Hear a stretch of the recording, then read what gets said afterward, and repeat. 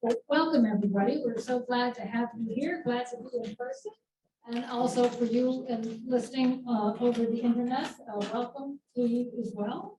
I'm Amy Myers-Jaffe. I am the director of the School of Professional Studies Energy, Climate Justice, and Sustainability Lab. We are a new, relatively new NYU center founded by Carolyn Kassan about a year ago. And so this is a good premiere event for us, so we're very excited to have you here with us. I'm pleased to moderate this important panel today on the global geopolitics of energy amidst the backdrop of Russia's war against Ukraine, and thinking through what the long-term and short-term impacts have been of the escalating energy cutoffs to Europe. Bit of a sigh of relief in Europe in recent weeks because of the mild weather that has helped shave some of the incredible premiums that we've seen in natural gas in European markets and also in Asian markets. And now analysts are starting to say that Europe might have sufficient inventories of energy to avoid major outages, at least this winter. But Ukrainians continue to suffer. We continue to see Russian bombardment, some of it aimed to deny vital water and energy services, worsening in some parts of the country the humanitarian crises. And so we'll talk a little bit about that today, but we'll also talk about whether there are changes in the global energy market that will be structural in store for how we think about energy security and how it might be achieved going forward all around the world. Governments are responding to the twin challenges of energy security and climate change. As we know, here in the United States, we've passed historic legislation to accelerate investment in clean, low-carbon energy. Europe has followed suit, expanding their battery initiative to a new, souped-up, also similar Green New Deal. But the question is, will it be enough to plug the energy supply hole that has emerged now that Russia's energy, especially its gas exports, are out of the market? And just to give you an idea of scale, if you think about all the LNG, liquefied natural gas, that is traded globally, the amount of natural gas that is now sitting under the ground in Russia because it's got no place to go, because normally it exports came through pipeline and those pipelines were turned off, is about 15 to 25%, I'm sorry, 15 to 20% of the total volume of traded LNG. So if you think about the kind of historic oil crises that we're used to talking about, that would be something like 1973 or 1979 of the Gulf War. We're talking about 10% of World War volume getting disrupted. So this is twice as large as we're normally seeing. And of course, gas is harder to mobilize projects, which we'll talk about over the course of the panel. So very lucky to have our distinguished panel today. I'm going to be asking them some questions to start. And then when we kind of get further along into our discussion, we will open up the questions for you here in the audience. Our in-person audience gets the advantage of asking the questions. We're not having a link where I can click down on the questions in the chat, but feel free to email us after the event if you're listening online via the video link and have some questions you'd like to send back to the panel after our event. So I'm going to introduce each panelist as I ask them a question. And so I'm going to start with Tatiana Serafin, who is going to provide sort of a context to our discussion. She is assistant professor of communications and media arts at Marymount and an award-winning journalist. She's covered the war in Ukraine, among other subjects, famously, and she is the co-host of an important podcast called The Doorstep.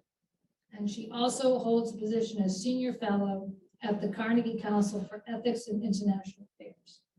So Tatiana, welcome to you.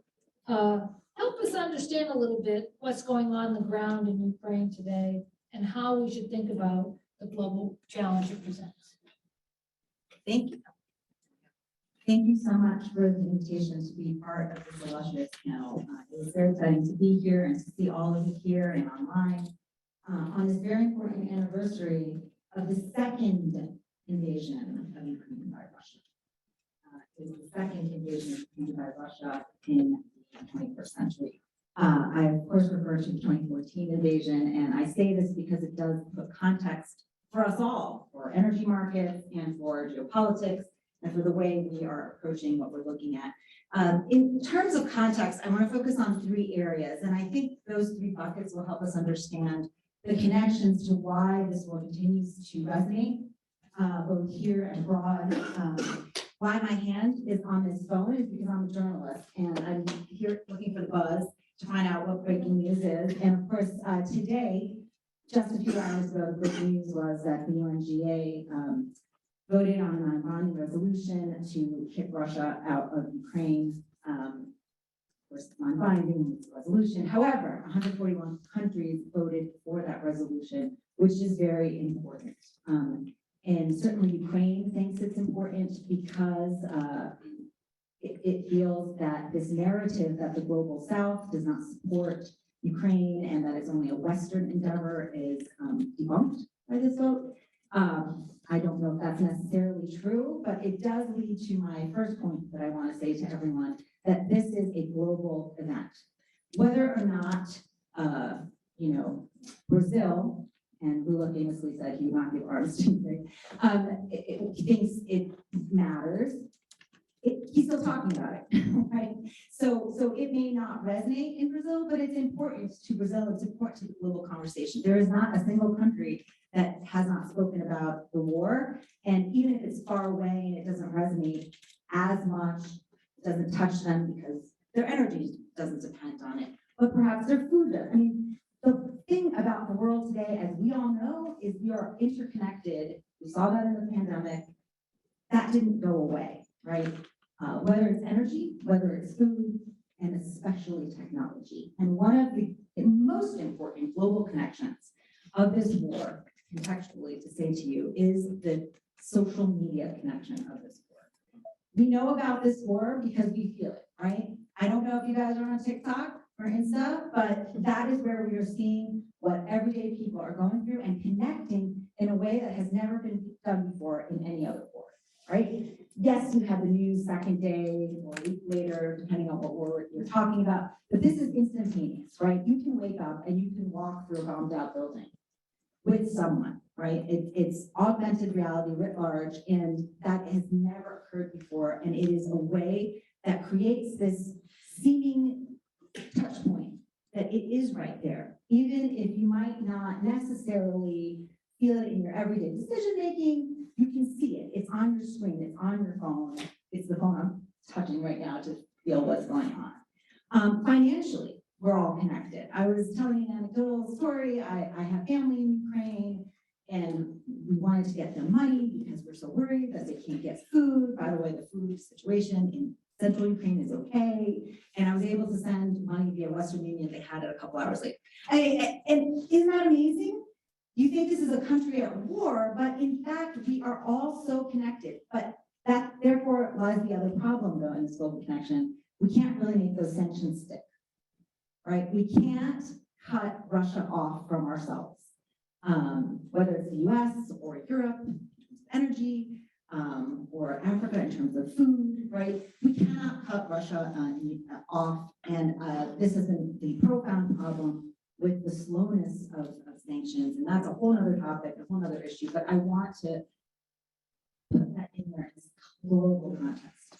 Number two, this is also very much dependent, our attention to this war is very much dependent on domestic politics.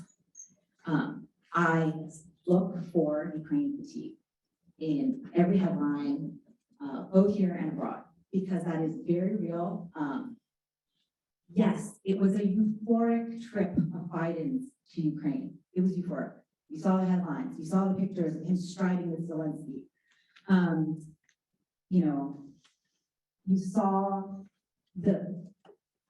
images from Poland, right? I mean, the Poles were so happy to have him there. I am also Polish. I was getting WhatsApps, my phone was blowing up with the exuberance of the Poles to have Biden there, right? The optics are great, but optics cannot sustain the funding for the war.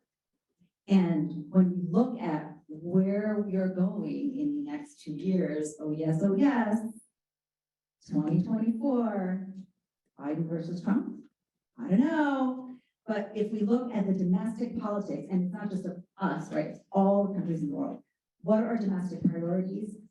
How does the war in Ukraine resonate in terms of those priorities? Because domestic issues will always trump foreign relations. It just is, right? You're going to worry about how you can, well, if you're my students, how you can afford rent in New York City, or maybe all of us. How you can go out, right? Can you afford a car? Do you even want a car? If we're talking about green energy, let's get rid of cars entirely. Domestic priorities often trump the discussion, and I think we have to be careful when we're looking at the globe as well, not to say, oh, you know, everything is about the political will of the leaders. Yeah, but you know what? They respond to and report to us, the voters, the everyday voters. So it's really important to get on a local basis to understand what are we saying? Read local headlines. And as a journalist, I'm telling you, do not just read the front page of the New York Times. That tells you nothing. No offense to the New York Times, love you. But you have to read local papers. You have to know what is going on a local level, at local community board meetings, because that's where you will see, you know, are those Ukraine flags, those ubiquitous yellow and blue flags still around or not, right? Remember a year ago, they were everywhere. Everybody was wearing yellow and blue. So I think contextually, well, it's a global world. We're all interconnected, but we have to understand domestic trumps all. And number 3, what I worry about, what keeps me up at night, is disinformation. Already, front page of the Post, and I know it's a Murdoch property, Ohio. Why did Biden go to Ukraine and didn't come to Ohio? We are suffering here. I mean, that's not disinformation, but that is being trumpeted, right, as the priority. So domestic, right, number 2. And then number 3, because they're going to play into, if you look on the really far right, it's going to become a conspiracy that he didn't come to Ohio, that he went to Ukraine. It has to do with Hunter on a laptop. And here we go, down the spiral. Not only in the US, Russia, prior to the war, had a huge disinformation arm, right? Remember the election of 2016? That was Russian disinformation. So I think we have to look at that and the ramifications of that and be very aware. And yes, the social media messaging of Ukraine has been tremendous, right? They've done a great job. They have outmaneuvered Russia 10-1, but the Russian disinformation machine is still there, as is the Chinese disinformation machine, and we have to pay attention. So contextually, those are the 3 big buckets I see, and I think they touch on each of what the next speakers are going to be speaking. Absolutely. Thank you, Tatiana. So I think that does, sort of provide us a contextual for our discussion about energy. And I would add that Tatiana's last point about disinformation is particularly important when we think about energy, because the original story, when the invasion first took place, the second invasion first took place, there was a lot of discussion about how it actually proved that we can't rely on renewable energy, and that renewable energy is going to slow down, and we're not going to be able to afford to do the energy transition, because now we realize how important oil and gas is. And actually, when you look at it, from my vantage point, it seems sort of in a lot of locations, the opposite is happening. Energy security is front and center now, but there were structural trends towards clean energy prior to the war. And we're lucky to have Brian Martin to discuss that with us today.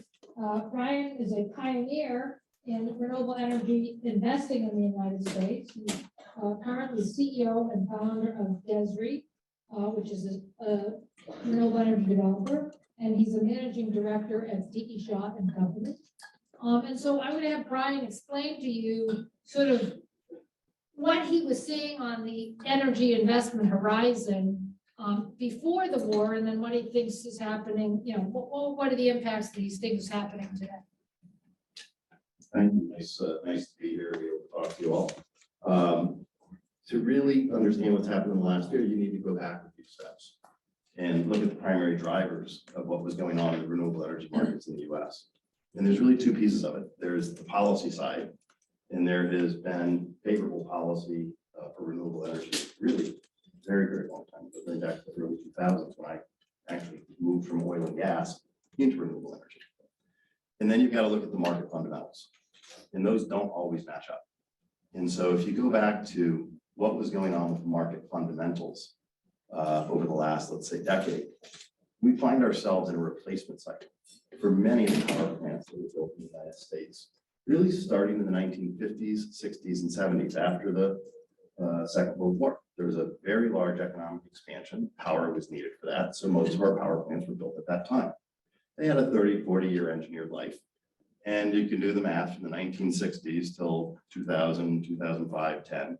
Most of those were at the end of their engineered lives. And so regardless of what was going on with policy, we had a very natural time for a new energy source. Europe had been investing in renewable energies already. And you had falling costs of power production coming from renewables. By about 2005, wind energy was actually competitive in many markets in the US, primarily in places like Southern California, Hawaii, New England. There wasn't a need for significant policy in those places, but there was for more penetration in the US, and that's where the two converge a little bit. As you've gotten into the 2010, 2020 period, you also have solar energy, which has gotten much, much, much more efficient. And so when you build it in scale, the two largest areas where we have cheap power to replace the old plants that are going offline happen to be renewable energy.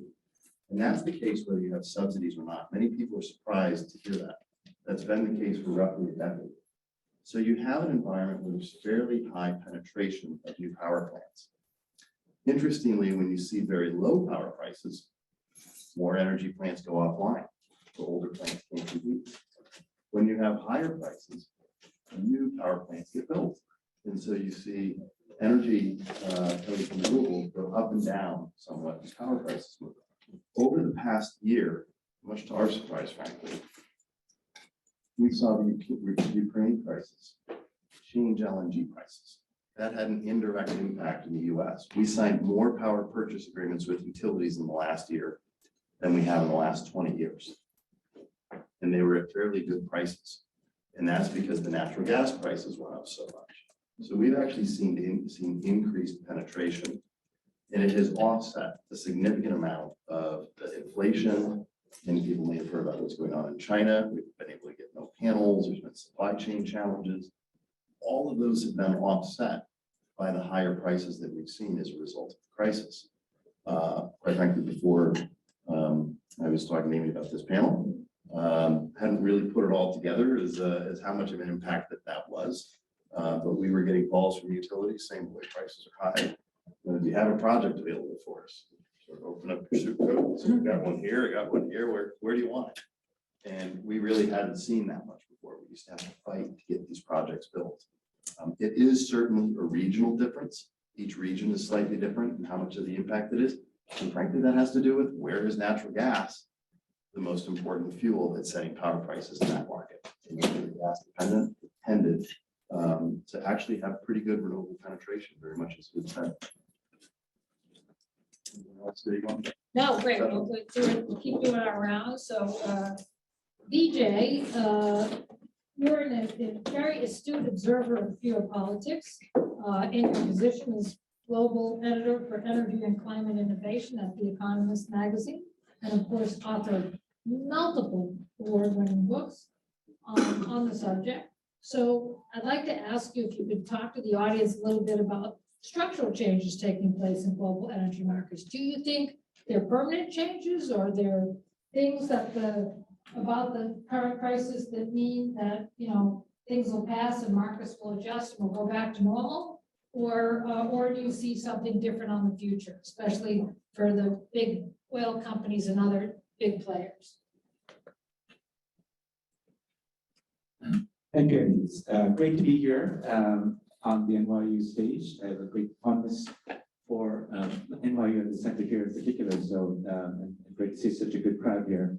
The question you asked gets right to the heart of energy, geopolitics, systems change, and it comes on the 50th anniversary of the original oil shock, the Arab embargo that is marked here this year in 2023. So it's right to ask how much of this is a permanent transition or the ripple effects will have lasting effects. And with the benefits of hindsight and history, how much of it can we say could well pass? Because again, at the time in the 70s, it seemed like the whole world had changed, that everything would be different. But of course, the 80s came, efforts at conservation fell by the wayside. The new energy at that time was called synfuel, and that was proved to be a government boondoggle, however well-intentioned, that today we say Solyndra is a sort of a government example of innovation investment gone wrong. It's a dirty word in Washington. Synfuels was the previous Solyndra, and therefore government grew skittish about investing in innovation or industrial policy. But these things come around in full circle. And so I mentioned some of those examples from the past to say markets are resilient. The idea that embargoes will somehow radically alter the flows of finance permanently, I'm also skeptical to share your view very much. If the resources are in the ground and available, as in the Persian Gulf, as in Russia, and as consumers, we continue to demand it. We don't change our behavior through patterns of consumption, through our lack of investments in energy efficiency or adequate development of alternatives that are non-fossil based, then the future will look not so different from the past. So the work is on us to do. But having said that, and pointing out some of the reasons why history repeats itself, or patterns repeat themselves in energy. Energy systems change come slowly, and existing patterns like global trade in oil are very resilient. They can adapt around these sorts of interruptions and obfuscations. I would say there is a reason to make a more hopeful argument. I'll take one specific point in time. If you look at the financial results announced by the big 5 private sector oil companies, just a couple of weeks ago, the biggest of big oil, you have a record haul of profits, almost $200 billion of profits brought in by Exxon, Chevron, BP, Shell, and Total, the big 5 these days. Astonishing amount of money. Of course, some of it, a big part of it has to do with high oil prices. It flows right through. But then the question becomes, and that's related to the oil prices, to the oil shock, that has come as a result of the crunch we're going through 50 years on from the original oil shock. But how are they spending that windfall? And I think that's the pointer to the future, I would say. One way that they're spending it suggests that they're spending it in 3 ways. First, they're shoveling a big chunk of that money back to shareholders. People who invest in oil companies over the last decade until COVID found it to be the least profitable, the worst performing industrial sector of the S&P 500. Terrible returns. They went from oil companies, energy companies, fossil companies from about 13% of the S&P 500 index by value down to less than half that over that period of time. It was, and so shareholders are rightly skeptical. A big chunk of the money that was blown was in the U.S. shale patch. We had a massive shale boom, all of you will be familiar with. There's also a massive shale bust, and something like $150 billion of shareholder capital wasted, basically, in that, and other projects in Kazakhstan and elsewhere. So capital discipline, and also perhaps a sign of an industry that doesn't have a future. When you don't find enough adequate investments that can give you returns that are attractive, you give the money back to shareholders, to your owners. So that's one signal that there's change in this industry, of perhaps the later days, a long goodbye to oil is happening. The financial markets tell us that. But a second sort of behavior that they're doing with the money is they are investing more in oil and gas, much more so than in the last few years, but only certain kinds of projects. So the nature of investment is changing. You have to remember that the oil industry, John Brown, who was the chairman of BP, when they first started off on their beyond petroleum kind of approach 20 years ago, I like to say that running an oil company is like running up the down escalator because of depreciation rates. If you do nothing, you'll have no oil at all left because oil reservoirs decline. It's not so different, I found out when I was healthcare editor for the Economist, running a pharma company. If you invest nothing in innovation, you'll have no pharma company left because your patents will expire and you'll have nothing to come up with your products. And so these are two very strange kinds of industries where you have to reinvest just to stand still and keep discovering, or else your company ultimately disappears and has no value. And so they have to reinvest just to produce the same amount of oil, or even less than they're producing than they are today, as long as people consume oil, which every one of us does. Even if you didn't drive here today, your clothes, the tomato that was floated from the south of Spain or Chile, wherever, you obviously are a fossil economy. More than 80% of consumption today of energy, primary energy, is still fossil. Even after 50 years after the oil shock, we've made very little progress on that front. And so we're going to need oil, especially for developing countries, to some degree, much less than before and on the sharp decline path. But if we underinvest, what's been called premature underinvestment, we end up with shocks of the kind we saw in Europe with natural gas shock and energy price shocks. And so we need to have a more thoughtful approach to this. And so the way they're investing is very different now. They're going for shorter cycle projects, quick payback. Why? Because 10 or 15 years from now, natural gas may be banned in Europe. You don't be investing in those projects. And we don't know the pattern of EV penetration, but it doesn't look good for internal combustion engines. And so we're not seeing the very long investments that would take 10 or 15 years to pay back or very high risk.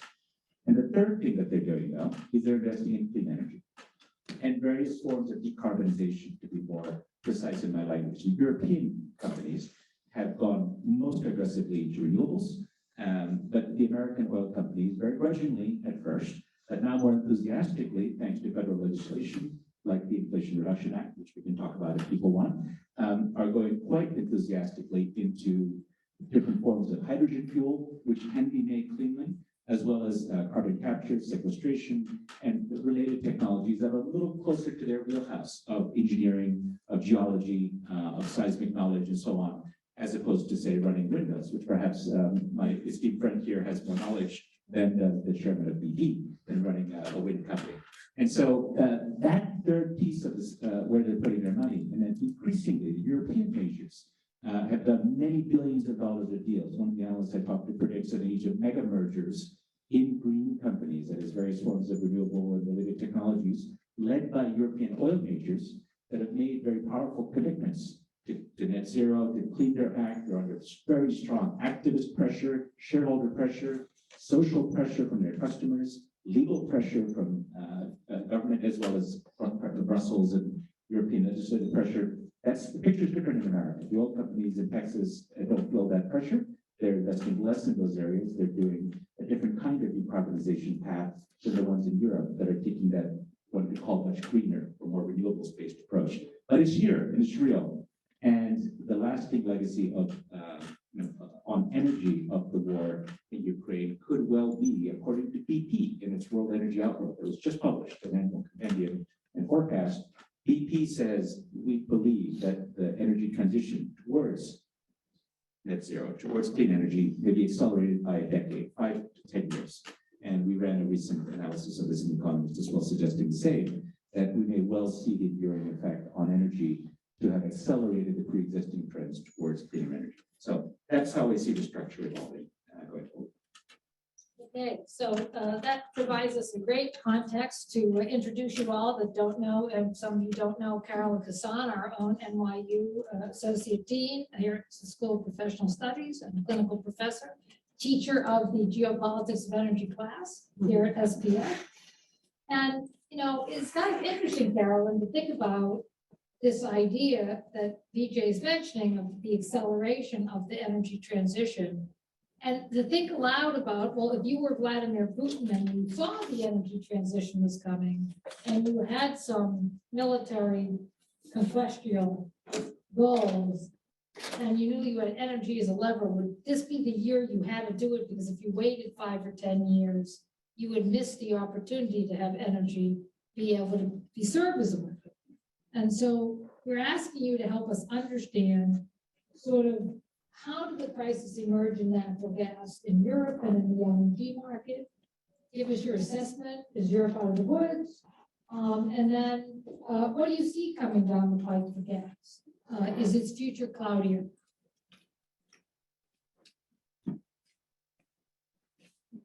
Thank you so much. It's really a pleasure to be here, and I'm just delighted to be my fellow panelists, and to have Amy Jaffe now at SPS, which is really very fantastic. So I'm not going to get into the mind of Putin and what he's thinking, because I don't know if anyone in this room could tell me what Putin is thinking. But in terms of the question of the, thinking about natural gas, I'd like us all to go back to a year ago today. So we're looking at February 23rd, 2022. I think when we thought about the weaponization of gas, which is also something we did an amazing podcast on, the thought that, could Europe survive? Could Europe get through not only the rest of the winter of 2022, but looking at this winter 22 to 2023. And I think there was a lot of fear and concern that the weaponization of gas would really bring Europe to its knees, that it could not replace Russian gas because 40% of Europeans' gas came from Russia. I think now, a year later, where we can sort of see that, over the course of the year, both through energy efficiency mechanisms, through the role of the heat pumps. Heat pumps have been kind of a quiet hero in Europe. They're up 40%. US liquefied natural gas that has been very important for Europe. Norwegian gas as well, Norwegian piped gas. It's a very different story. So we're about a month and a half away from what we call the end of the winter season for heating, and it looks like Europe is kind of out of the woods, that Europe has sort of survived relatively well. And when I'm talking about Europe, I am thinking west of Ukraine, because all of the issues when we sort of look at Ukraine, of course, are very different in terms of the devastation that's been done to power plants and to the electricity grid, and the very sort of targeted attacks against critical infrastructure. So I think for, Europe, it's been, would be considered kind of that they've successfully gotten through some really difficult months. That said, as to Amy's point, it's also been very unseasonably warm. So Europe has had the benefit of not having a cold winter. And even last year, when you look at the winter of 2022, was also, a little bit warmer than what would be considered to be sort of normal. So I think you had a kind of a confluence of positive factors that have helped Europe get through this winter. I think that you've also seen some really, really interesting sort of policy reversals. So when you look at Germany, for example, when Germany was, sort of seen to be the most dependent on Russia, going back to last year, Germany was building or had already kind of completed the construction of Nord Stream 2. So this was going to be the second pipeline, Nord Stream 1, Nord Stream 2. They had to reverse that decision. You saw Germany sort of backtrack on its position towards nuclear. Germany was very committed to closing down its 3 remaining nuclear power plants. Those nuclear power plants are now commissioned to be shut down as of April of this year. But that idea would have been unimaginable. We've also seen, I think this is really important, is what would have been unimaginable 2 years ago has become very imaginable in February 23. Now, Germany has 2 liquefaction plants for importing liquefied natural gas that's coming in. Much of that is coming in from the United States. So the United States has been a kind of a big player on the gas side for Europe. Also, I think it's important to sort of look at the role of China. So LNG that was destined, or some of that went to China, some of it got resold back to Europe, because then we also have to think about, China 6 months ago, where it was still in COVID lockdowns. So their own demand for gas was down in comparison to where it normally would be. So I think one of the big questions now, which is interesting in terms of looking at sort of getting to the end of this winter, is what about next winter? You know, is Europe prepared for next winter? So Europe is going to, I think they're about 64% at their for gas storage, which is a healthy amount of gas to have in storage. That said, if China goes back to its pre-COVID buying, and it already said that it was not going to reroute LNG cargoes beyond its own borders, I think next year could be more challenging for Europe. That said, the United States is poised to increase its own LNG exports to Europe by a pretty significant amount. I think it's been very interesting. I mean, I think again, Norway has definitely sort of stepped in through offering more piped gas, more liquefied natural gas that's come from the United States. Qatar has been important in terms of also bringing more cargoes to China. That also offered more opportunities to get LNG into Europe. So it's been a kind of a mixed story, I would say, in terms of thinking about the gas and the future of gas. I think for the United States, we're going to see more production of gas. So for the United States, I think gas is a very important,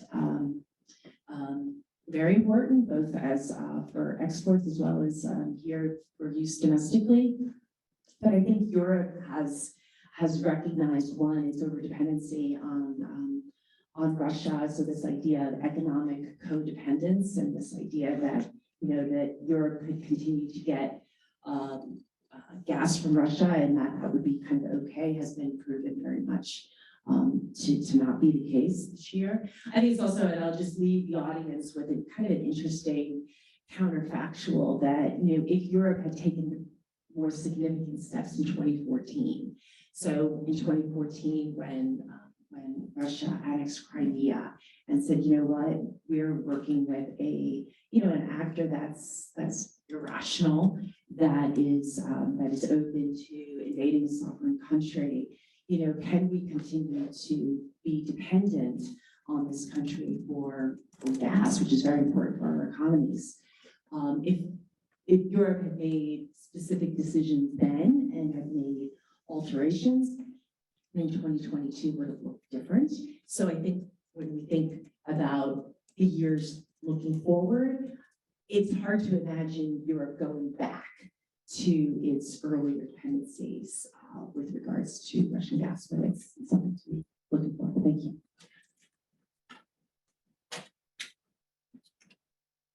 Okay, so we're going to slightly switch gears. I'm going to have the honor of introducing Chiara Loprit, who is a professor at Penn State and a prominent energy economist working in the field of electricity.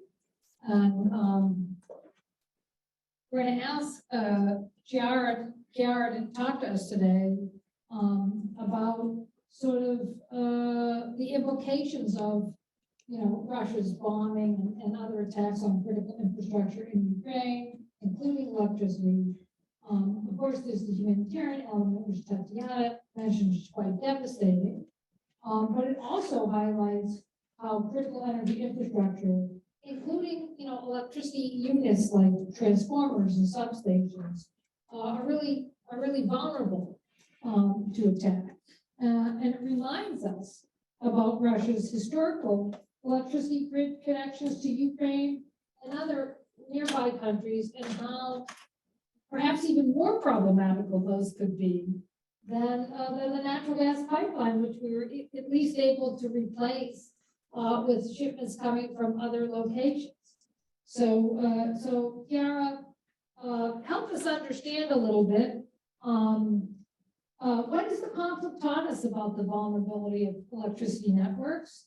And what do we know about Russia's weaponization, either past or present, of electricity?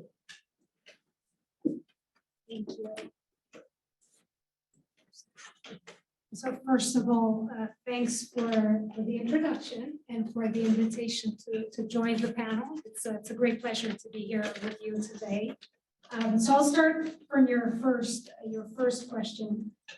Over the past 4 months, Russia has launched a number of relentless attacks on Ukraine's electricity grid, which, according to a recent article in Foreign Affairs, is now able to serve between 50% and 75% of its normal customer load. Why did I say 4 months? Well, because the electric grid was actually initially largely spared and in the early stages of the conflict.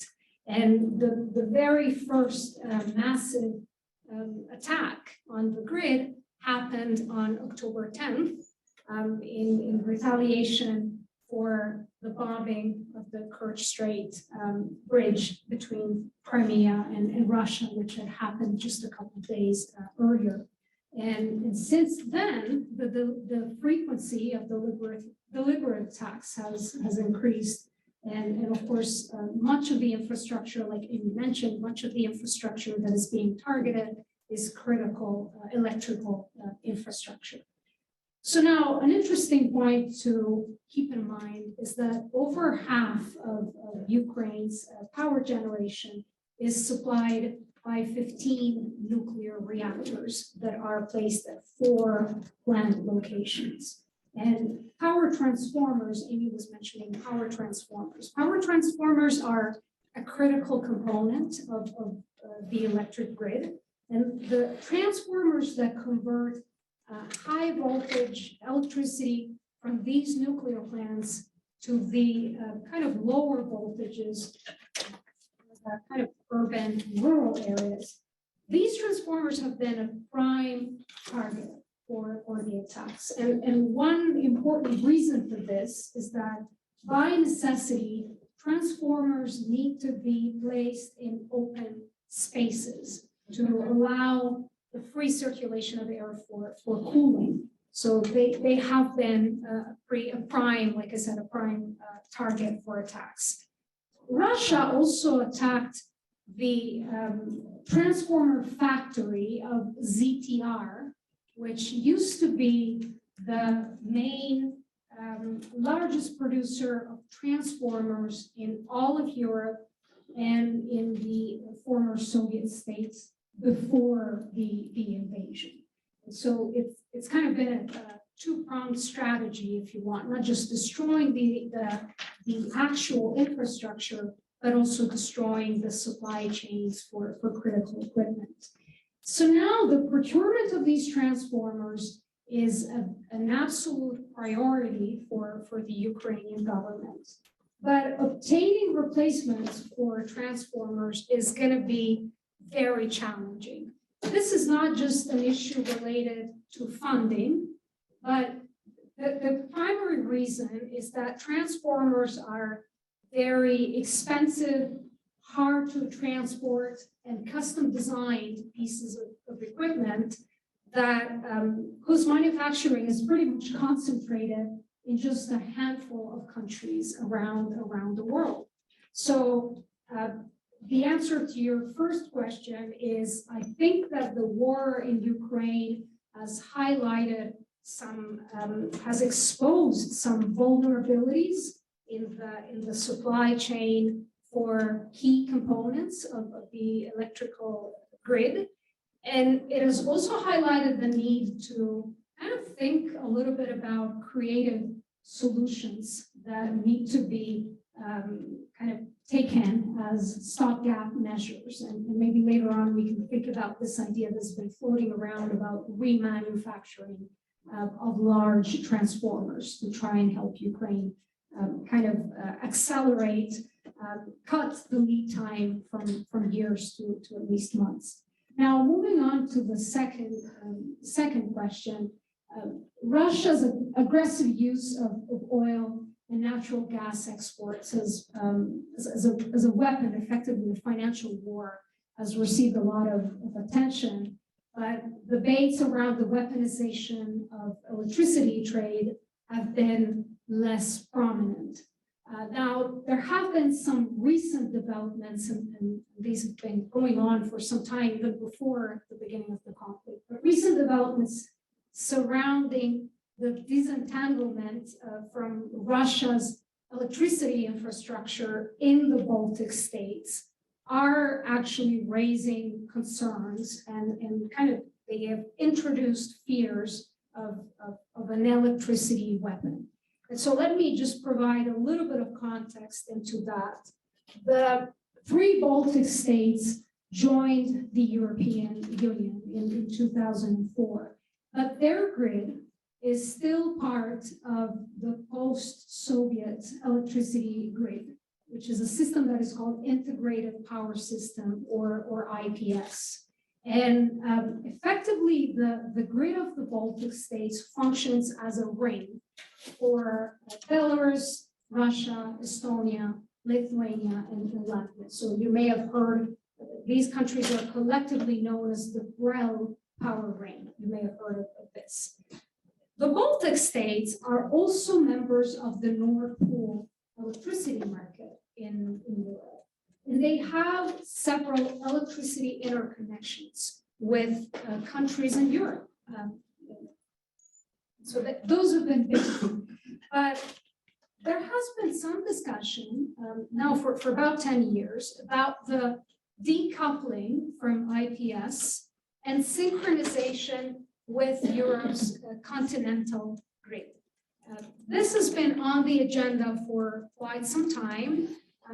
The decoupling is currently foreseen for 2025. But again, it's something that has been on the agenda of the European Commission for a number of years. You can just think that the project received approval from the European Commission in 2013.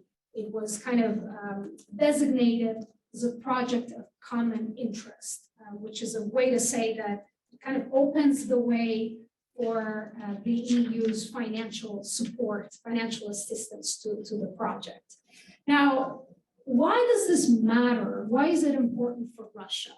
Well, desynchronization from the IPS essentially forces Russia to incur some financial costs, right? To take some technical measures for the decoupling. But perhaps even more importantly, it reduces Russia's sphere of influence in the region, and it also reduces the ability of Russia to maintain some very lucrative electricity exports to the Baltic states.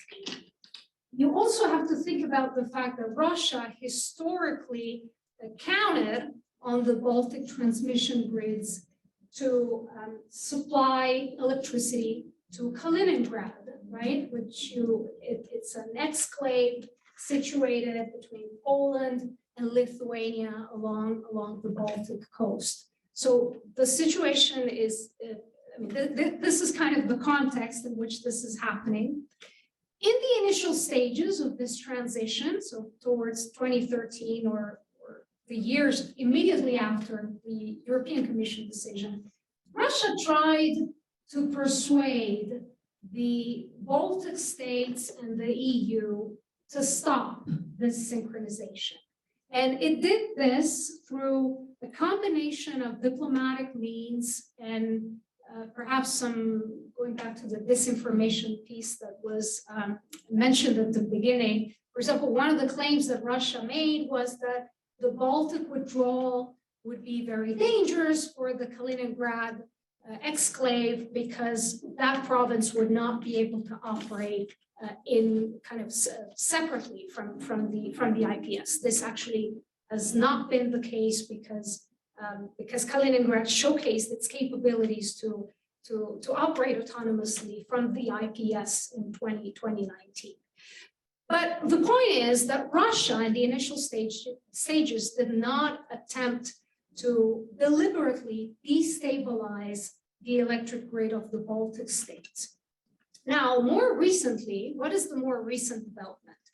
Russia started developing energy infrastructure that would kind of to prepare for the desynchronization of the Baltic states from IPS before they're ready to do so themselves. And so the point is that while in the early stages of this kind of decoupling, the interdependence between power grids constrained Russia's use of electricity as a weapon, because that would have endangered, right, the grid and the electricity supply in Kaliningrad. This constraint may no longer apply once these infrastructure upgrades that I've been talking about are completed. So what that means is that the completion of these upgrades would allow Russia to threaten to prematurely disconnect the Baltic states from the BREL, which may result in blackouts and may have, because of the interconnected nature of these electric grids, it may have potential repercussions on the supply balance of electricity in the rest of Eastern Europe. So just to conclude, compared to oil and natural gas, electricity has had the geopolitical relevance of electricity has not been prominent, right, up to now. A lot of energy, most, I would say, all of energy geopolitics is focused on oil and natural gas.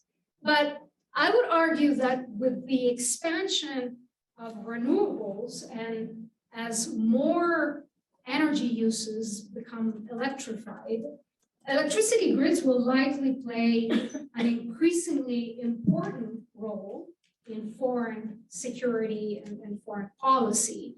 And this is because cross-border transmission lines may entail geopolitical risks, right? And they may be abused for political blackmail. So the question of whether and under which contexts some countries may use electricity as a weapon and to try and kind of wrest political concessions, I think that is a question that deserves much closer scrutiny than it has received up until this moment. Thank you very much, and I look forward to the discussion. Okay, give the mic to DJ. Let's get DJ comment. So what do you think, DJ? Is the politicization of electricity inevitable, or is it a very different animal? How you're seeing it? I think it's a really interesting and provocative observation that you make about electricity becoming a form of geopolitical tool. Now, this district making in electricity, right? If we consider the U.S. as a federal system and states, if you go to Texas particularly, will insist on their own sovereignty in electricity. The tax and energy traders like Enron and Banerjee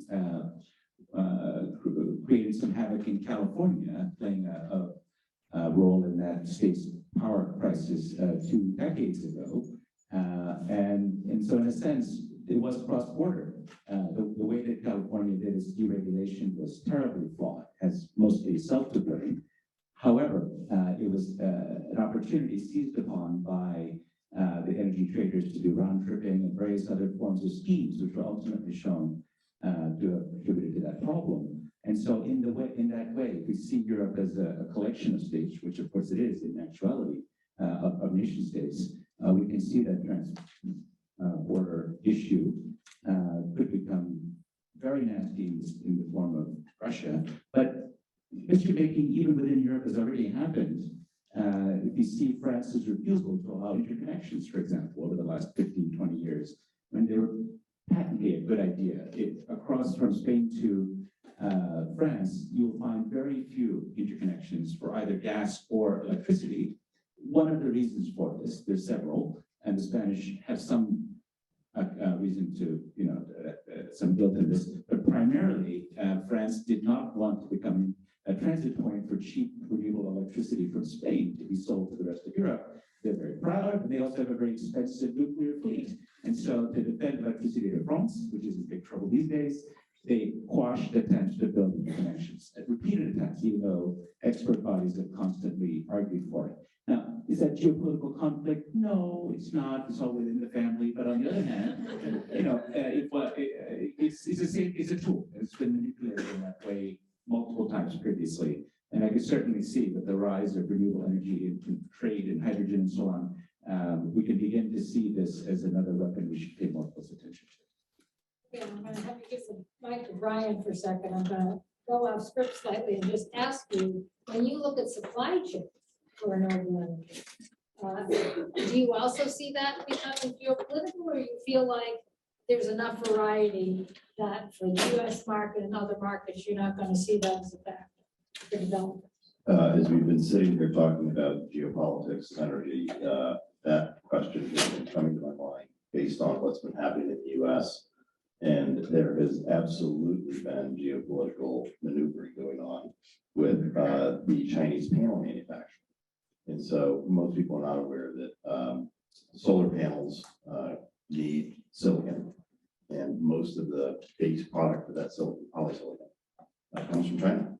It's vast majority, 90%.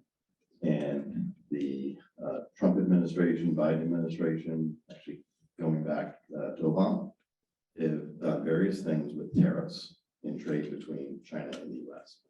And most recently went through a series of decisions that basically said we couldn't import panels from China and at all. And even put an inability to take panels that are made in Vietnam, in Korea, in Malaysia, places that traditionally are thought of as very global trade friendly. And so it has put the renewable energy industry in an absolute halt. So while we have signed more power purchase agreements because the gas markets have gone up and there's demand, we have not delivered a new solar energy facility. And we're about 10% of the US solar market right now. We have not delivered a new project in almost 15 months. We typically will build 10 to 15 a year. And we literally have a large number of projects sitting there with the roads built, the posts pounded, the transformers sitting there, and they have no panels. Why is this happening? Well, a little bit of it is trying to bring jobs back to the US to employ union labor and force certain types of decisions.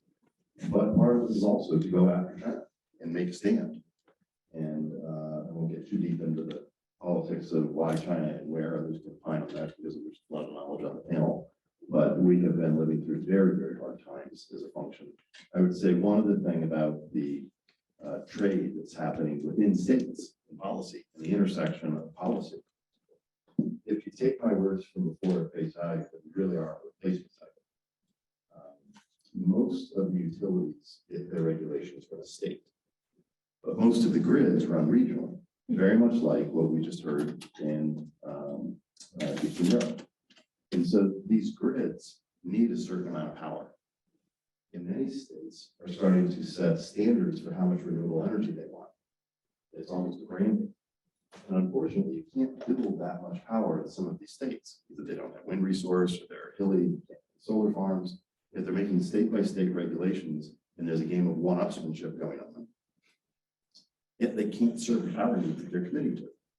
And they're actually creating this dysfunction between states of who actually is going to get power the fastest.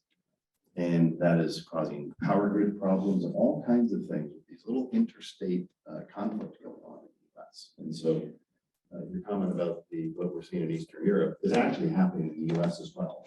At a fairly decent scale. Okay, well, now that I've made everybody feel worried about their backup power, and diesel generator. So that's pretty interesting, and just a sort of a supporting statistic. The increase in solar panel purchases by Germans for the import of panels from China was up 70% in the last 12 months. So we're not getting them here, but they were definitely going to Europe. So maybe a bit of a competition for supply there too. So I want to spend another minute or two before we open up the audience, just to get some opinion. Tatiana, I'm going to start with you, which is it too early to draw any implications about whether we think Russia will go back to being a big player in the energy market, or, you know, how are we seeing that? And you know, people are, you know, coming up with all kinds of interesting proposals, like kind of, you know, based off of the paradigm of the Gulf War, that somehow Russian energy will pay for reparations in Ukraine. But that seems very politically different. And because we have the history of the Versailles Agreement with Germany, where we all know that how we structure rebuilding after a war can actually lead to more war. So have to keep that in mind. What do you see going forward? That is, I think, a very tough question. Carol and I were just talking about when does this war end? I mean, I think that, you know, to your point, I don't think that we can go backwards. I don't think Europe can go backwards. And certainly with so much infrastructure destroyed in Ukraine, they're not going to, they want, we're going to do new, right? We're going to go forward. So, you know, once that rebuilding starts, the question is, when does that rebuilding start, right? We're still in destruction. And, you know, it's so hard. You know, I started the conversation today talking about how we can feel everything via TikTok, but it also allows us to disengage because we can close the app and go out for drinks, right? And I think that that is not the situation in Ukraine, right? You are in Kiev and you have rolling blackouts and you're doing your laundry between 12 a.m. and 3 a.m. when you're getting some power. And that's when you're doing your work and you're catching up with your WhatsApps and satellite links and all that. And thank God for that. And ultimately, I don't like Elon Musk. Thank God for starting, right? So I think that it's too early to say what will happen when we are still very much in war mode. Russia is very much in total destruction mode, right? They're attacking civilian targets. It's not just a military war, it's a civilian war. It's an information war. I think that, you know, we need to come to some sort of resolution. I'm not going to say peace. That's not a word that I'm going to say. I think that it's a matter of time, and Russia's trying to wait out Europe. I mentioned the Ukraine fatigue, and that is what I'm more concerned about. Is not that Russia's going to become a big player, but that it can by incrementally destroying Ukraine, right? Because as we're sitting here talking, more and more parts of Ukraine are being destroyed, and that's going to take X number of more billions than the artillery that we're sending them now to rebuild, right? I think the latest estimate I saw was $350 billion to rebuild all that's been destroyed. Never mind all the trauma and all that's been lost, right? So there's no going back. But what the future holds, I think it's very difficult to tell as of today, February 23rd, 2020. Okay, well, let's open it up to audience questions. I'm told that even for our wonderful hybrid listeners from the internet, that we have microphones in the ceiling. And therefore, those of you in the audience who'd like to ask a question can do so without my microphone, so that'd be great. So who's gonna go first? Does anybody have the, excellent. You say who you are. And then, Oh, sorry, I didn't know if I should get the mic or not. no, Okay. we're not gonna do that. We're not doing that. Okay, great. Hi, I'm If anybody gets a text from someone watching on the internet, let me know. I'm Anya Kushner. I'm currently studying sustainability with the Harvard Master's Program, and I'm finishing up now and focusing my capstone on Ukraine's transition to renewable energy in an equitable way. And so this is a fascinating discussion. I'm very much just starting my project. But my question was, how do you see the transition to distributed renewable energy in Ukraine as a form of resilience? And then two, with the piece about solar manufacturing and how challenging, the challenging supply chain there, do you see a part of have you seen any research or anything around the circular elements of renewables? Are we able to utilize older solar panels? Is there something in that market? Okay, Brian, I'm gonna give this one to you. So I think, very interesting, thinking about, Tatiana was telling me before we got here that a lot of Ukrainians have actually wound up getting diesel generators or some kind of backup system to get by. But, what is the prospects for, the sort of more distributed model? And can we take the polysilicon out of existing old solar panels like the ones that we took off of Carter's White House? And can we make new panels out of them? So the circularity is interesting. Again, if you go back in history just a little bit, the country that did the most in solar energy, ironically, was Germany for many years. Before China undercut them in prices and essentially bankrupt the vast majority of the German solar industry. And as we just heard, that industry is actually in a massive resurgence. In fact, we're building a very large facility in Arizona with a German solar manufacturer. And what you're seeing now is that polysilicon is the hardest part to solve. But there is silica all over the world. It's sand. It's a question of the cost of electricity to melt it, refine it, and turn it into the right form, the right purity. But it is higher cost. And what we're seeing is that there is an acceptance of a slightly higher cost to have more certainty in supply chain. And certainly there is a little bit of a made in America phenomenon happening again as it did previously in the US. And you have this pendulum that swings between security and national branding versus just the most economic place to go, localization. And so we have seen many, many announcements of new polysilicon factories and new supply chains in the US and in Europe. And so yeah, absolutely there is a resurgence of that. Fortunately, we don't have to break down the old solar panels to get it. It's new, more efficient, but slightly more expensive. I can't speak necessarily to Ukraine. Others probably can speak specifically to Ukraine. But the supply chain and the higher prices that we're seeing in natural gas markets are certainly stimulating supply chains moving back out of China.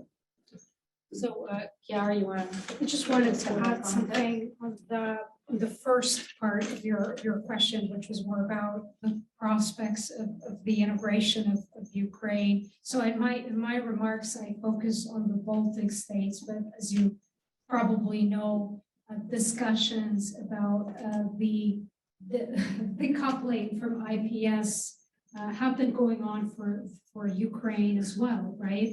In 2017, I think there was this kind of agreement between the grid operator of Ukraine and NSOE, which is kind of the regional organization of transmission operators in Europe. And the kind of the planned date for the decoupling and the connection of Ukraine's grid to the continental Europe grid was supposed to be 2023. Which of course I don't think that's going to happen. But one important part is that the agreement was just like laying out the technical steps that would have to be taken to kind of complete the synchronization. But and of course there's a market integration piece too, right? That has to be figured out. But initiating the process of the technical level doesn't necessarily lead to kind of the immediate synchronization. So there remains a lot of uncertainty as to when this will happen. The last point that I will make is that, of course, Europe has a lot of interest, right, in trying to bring Ukraine on board. And just to give you a couple of numbers of why that is the case. So the EU demand for electricity might increase by 40%. By 2050, and in absolute terms, this corresponds to an increase of about 1,100 terawatt hours, which is twice Germany's consumption. So it's a pretty sizable amount. The complication of this is that the energy transition will require, of course, a lot of renewables. And in Europe, there's a lack of favorable locations as well as social acceptance, right, for solar and particularly wind farms, which implies in turn growing reliance on imports of green electricity. And connecting the electricity grids of Ukraine should be seen also in this context, right? Because Ukraine could be a good location for developing and producing this green electricity. So I think there's definitely an interest, but will that happen? I'm not sure. It might happen, but definitely in the longer term. We will have to wait a little more. No. Okay. So the one thing I would say, and one of the great things about distributed generation, especially if it's like solar and batteries, is that it can be installed extremely quickly. So if you think about building a natural gas power station, you're talking about, 5 or 6 years where, companies that do utility scale, I shouldn't talk for Brian, but some of the countries that go in to like emergency locations and put up solar panels on the battery for a hospital or something like that. You're talking about a week or two, and you can get something operating, if you're having, not war related or damage from storms or whatever that has to be cleared away. But I think the interesting phenomenon that we're seeing in Europe, and some of it is geopolitical in my view, is that Eastern European countries want to make sure that they're secure in NATO and that they're securely fastened to the United States. And so they are buying new nuclear plants that are coming from American nuclear suppliers, where the American nuclear industry had really been dormant. And now we're having sort of a second level, maybe renaissance is too strong a word, but resurgence coming from these exports that are going to go to Eastern European countries. And so one would hope that as Europe integrates with Ukraine, and Ukraine's already established with nuclear energy, that somehow, the sort of coordination of different kinds of energy sources and electricity trading can sort of bring more security to the continent and also help Ukraine restore its economy. Okay, let's take another question from the audience. Let's make it a gentleman. Well, let's set up. Hi, it's great meeting you. My name is Diego Robledo, and I'm doing a master's here at the Center for Global Affairs. I work in investment banking, and this is my question to Brian, and another question to Vijay. I'm working on a research for climate finance and how the capital is flowing towards the green initiative, and you find that companies in the end they're looking for profit. And renewables right now are not fully profitable, and I make a full stop here because they're not 100% scalable, right? And when there is a scalable and there is profitability, you see that in emerging countries that they have to pay a higher premium, and it's going to be really risky. So, what do you see? What do you think about what are your thoughts on climate or blended finance, right? The cooperation with multilateral organization plus banks, in the end, they want to make money, but you kind of have like subsidized rates in order to launch all of the projects. That's my first question. The second question to Vijay, I love your pulse on economies. Second question is regarding if the money that is being disbursed in all of these huge programs like IRA and all of that, they're usually, and that's one of my hypotheses that I have in my research, that money goes only to big energy companies. What about small and medium-sized companies? Small and medium-sized projects? I don't know, $500,000 projects in energy. That's my question. Okay. So on the premise of profitability of renewable energy, I can assure you it is actually very profitable and has been for quite some time. It isn't very profitable for everybody. But if you look at the utilities who have outperformed the most over the years, there are actually many utilities that embraced renewable energy early on. Florida Power and Light has been very, very successful. One of the largest investors in renewables has been actually Berkshire Hathaway. If you remember,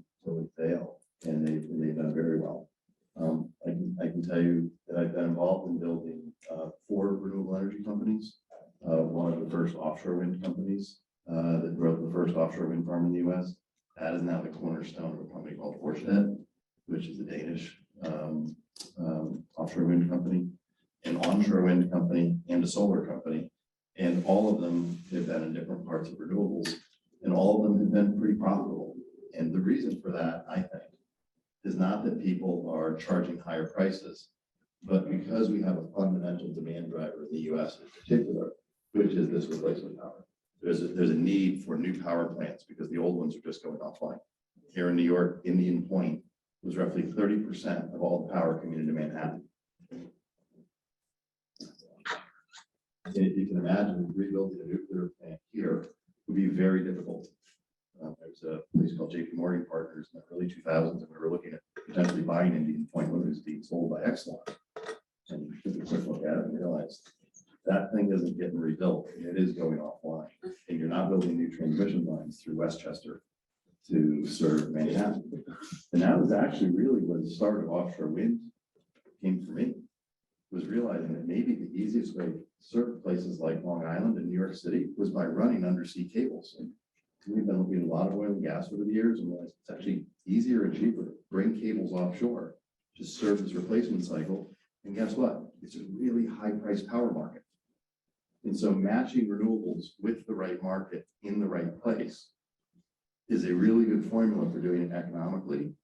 And while we do have lots of subsidies, I would argue that we really don't need them as much as people give them. There's a little bit of political signaling that happens when people support subsidies. People would be surprised, I think, to know that 70% of all renewables are actually built in red states and red counties. And many of the original movers were red counties and red states serving blue cities. And so they're much more bipartisan than you would think, and they're much more economic than you read in the newspaper. So I won't comment quite as strongly in the New York Times. But that might apply in this one as well. Thank you for your question. I think you asked me to comment on the Inflation Reduction Act and prospects for small and medium enterprises also to benefit from what's going to be really a tidal wave of funding that's going to be coming in the next 7-8 years. You put your finger on an important problem, right? It's a well-known problem in the political economy of getting capture. Companies that are big enough, that know how to lobby, or that know how they have the resources to apply for credits and grants and incentives, that know how to tailor the existing projects to be suitable for money that's coming down the pipe. These lobbies actually were on Capitol Hill and helped write the provisions of the bill. I was just on the phone earlier today with someone in Washington whose team helped write some of the hydrogen provisions of what is now the most lucrative subsidy for green hydrogen in the world. There are going to be parts of America in which it's going to be negative cost to produce green hydrogen. Just think about this. You will have negative cost thanks to the enormous amount of subsidy and the natural endowment that we have. We have phenomenal resources of sun and wind and related resources. And so that guy, his company is going to do fine. But what about the small entrepreneur somewhere? And so this is an ongoing problem. It's not unique to this legislation, this so-called IRA law. I'll say one thing that's positive is that we are seeing outreach efforts from this administration to send teams out around the country they have a special set of staff that are holding town hall meetings. They're reaching out to tribal and underrepresented communities to try to provide some capacity building to say, you may want to apply for this. There's a particular program called the loan program. Sounds very boring, but in fact, it's a very important program for getting demonstration projects up and running. And so they're putting in efforts into this, again, to try to expand the pool of applicants and helping them improve their application. Like, don't just fail people, telling them why your application failed, and our staff will help you fill out the form, nudge, nudge, wink, wink, try again. But having said that, Amy and I were discussing this before we came on stage. They could do much better. In fact, we have the author of a paper, that Amy will say a word about this, on that they didn't listen to yet, although they might in future, on how they should do better in reaching a more diverse set of entrepreneurs and researchers. And actually, I think maybe we should say what about it. Okay, so we did look at the historical loan guarantee program, specifically with that program, but also with the severe program to a lesser extent. And those programs in 2009, which was the last time we had a big surge of funding in the U.S. If I don't have my slide of my bubble map, but if I had the slide of my bubble map, you would see that like a high preponderance of the funding went to California, Nevada, and Arizona. And part of that is that there was an emphasis on shovel ready. Shovel ready in those days was utility scale solar. And I think the loan office did a good job of targeting that one technology, proving out that people could indeed make money in large utility scale solar. And I think that was the success of the loan program from 2009, but it was completely ungeographically diverse. There were almost no companies that had women in the leadership. And indeed, even if you went to the board of directors of the companies that won these prizes and awards and assistance, again, no diversity. No racial diversity and inclusion, no gender diversity. And so we interviewed a lot of the people who fund people like Brian, VC and private equity firms to figure out what they did, because there are some firms that do have a very diverse slate of companies where the leadership of those companies is not all sort of from, one little coterie of people who know each other. And what they had done is they had actually traveled around to universities and university communities where there were, startup companies that might have been, generated from people like yourselves who were studying different technologies. And they had reached out and looked for underserved leaders, underserved entrepreneurs and women entrepreneurs that had interesting projects to try to back them.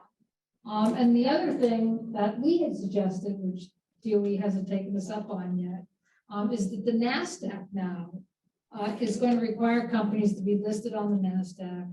They have to have board diversity, and it's defined by different metrics that will improve over the years, to get to having very diverse boards in all NASDAQ companies. And I guess in my work, I've seen that the more diverse a board is, the more likely that it is going to be able to find the networks to finding different companies, whether that's in contacts with what that company might do and funding of university settings or its business venturing and so forth. So it seems silly that the NASDAQ feels it can force its listed companies to have diverse board of directors, but somehow an entity that gives out public funds doesn't have that as a requirement. I find that to be inconsistent. So we're at time, and I want to respect. She had a question. You want to? Okay, let's one last question. Go ahead. Thank you so much. So good evening, everybody. My name is Kritanjali, and I'm an MBA student in energy and finance at Columbia University. So my question is basically for the effect of geopolitics in the region and that effect on the renewable investment. So my question originates from the fact that when recently in the Lugano conference in 2021, the Ukraine's renewable energy investment plans come somewhere around 130 billion, which is 65% of the GDP of the region. And coincidentally, most of the part which is potential for the renewable investment is still under the administration of Russia. So what do you think would be the effect of the renewable energy investment in the region, considering especially the solar and the wind investment pattern of the region is under Russian administration, and how do you think that is going to affect the investment basically in the US, because the installation and the construction is going to take a lot amount of investment structure, and how do you think that is going to affect the Asian investment, probably from China, from Japan, and from India for that matter, considering they're doing a lot of green investment in the region? So what do you think would be like the post-war landscape plan for the investment?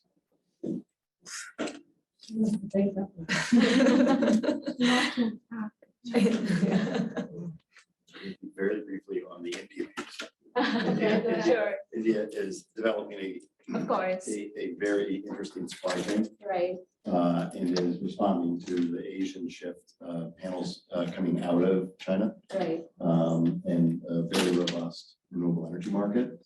And you're seeing that also elsewhere.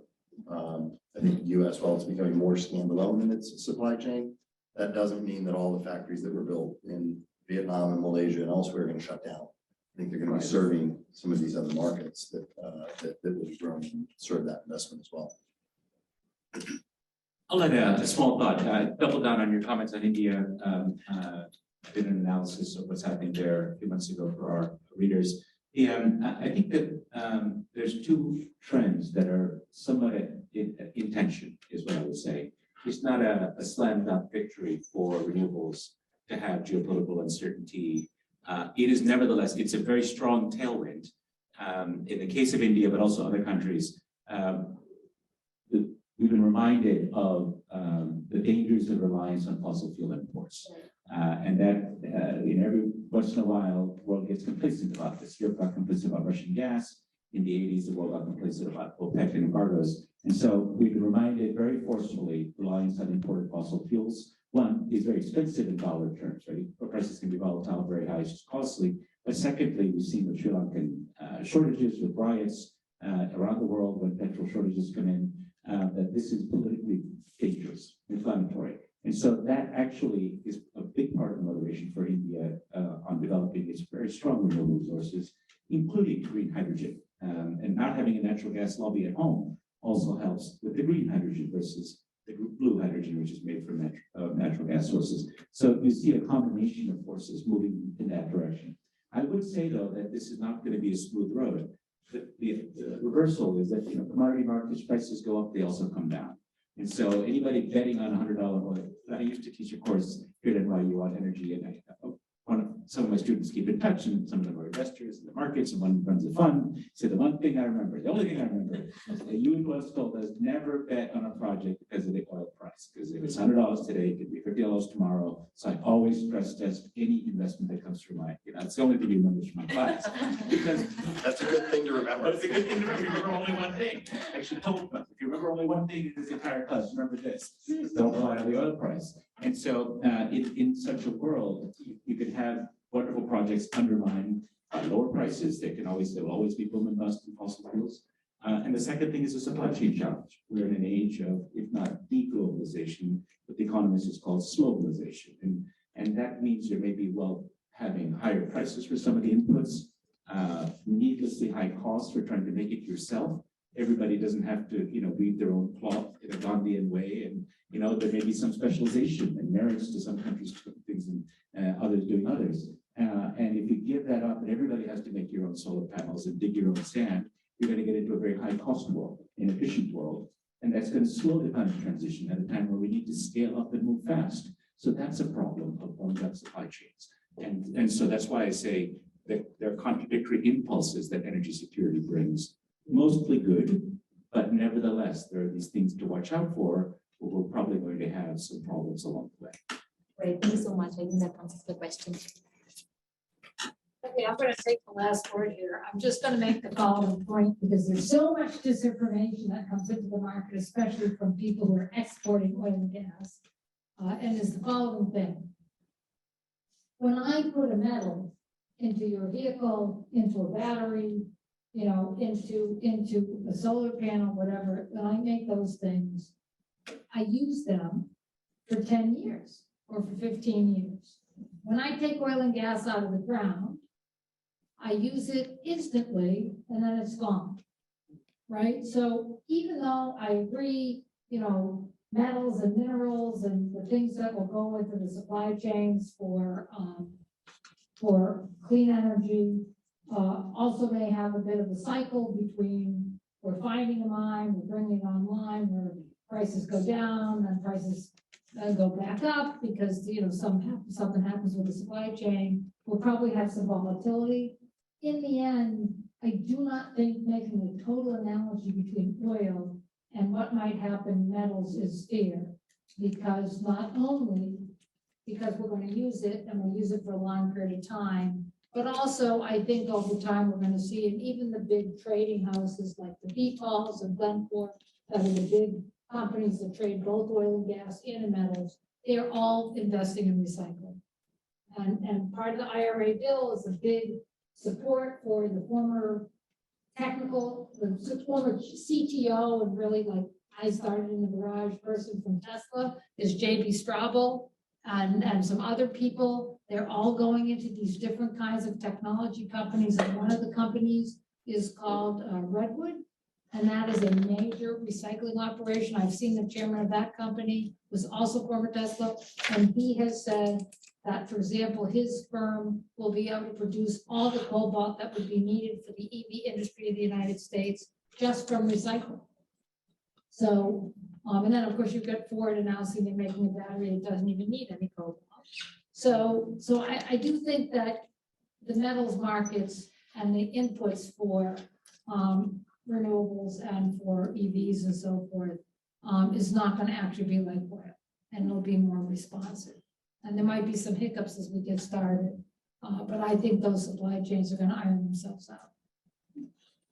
Okay, on that optimistic note, we have some food in the side room here, so we welcome you to have a drink and snack before you depart. And thank you for being here today. For our guests on the internet, you can go to the kitchen and join us.